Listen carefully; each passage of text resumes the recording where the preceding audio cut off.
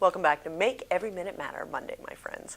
You know, I hope that this time together is encouraging for you because that's the whole reason that I do it. Everybody needs to be encouraged, and so do I.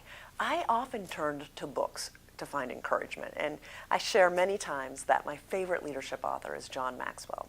His books have been such a source of encouragement for me that I went to get my John Maxwell certification to be a trainer, speaker, and coach, and so that I could share his lessons with you and hopefully encourage you. This is one of the stories I learned from him, and I hope that you'll enjoy it as much as I do. First, warning, Will Robinson, warning. Do you have a phobia of small, creepy, crawly things? I mean, we're not talking big, fuzzy tarantulas here. I'm really talking itty-bitty, tiny little ants. There are some big leadership lessons from those little teeny creatures.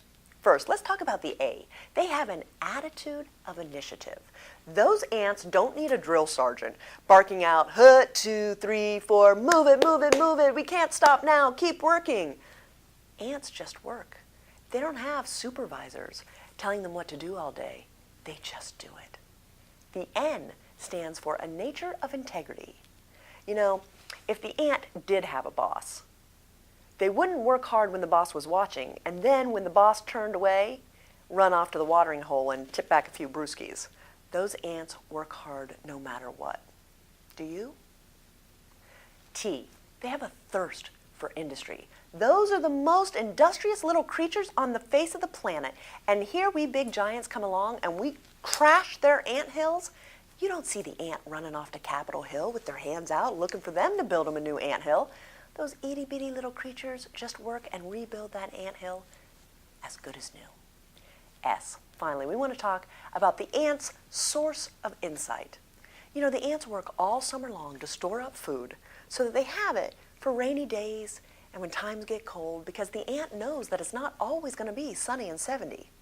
Well, that is unless you live in California, and you might be better off. But I don't live in California. I don't know about you.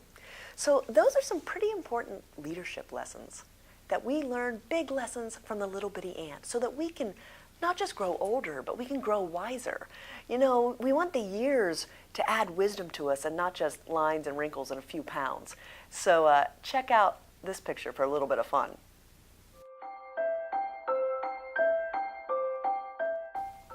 Yep, that was me in my senior picture 27 years ago. I'm not quite as skinny, but it's fun to look back sometimes. And I can say that I'm wiser. I want to encourage you. I hope you found this lesson encouraging. If you did, why don't you share it with your other friends on Facebook? Post a comment. Let me know what you think. Let me know what leadership lessons you'd like to learn in the future. I hope we have a date to get together every week so that I can encourage you. We were all fearfully and wonderfully made, and we have big goals and big dreams, and I want to encourage you to go for it. Make a difference in your community, in your home, in your neighborhood, in your business where you work. You are amazing, and you're worth it. And I want to encourage you to make every minute matter. Until we meet again.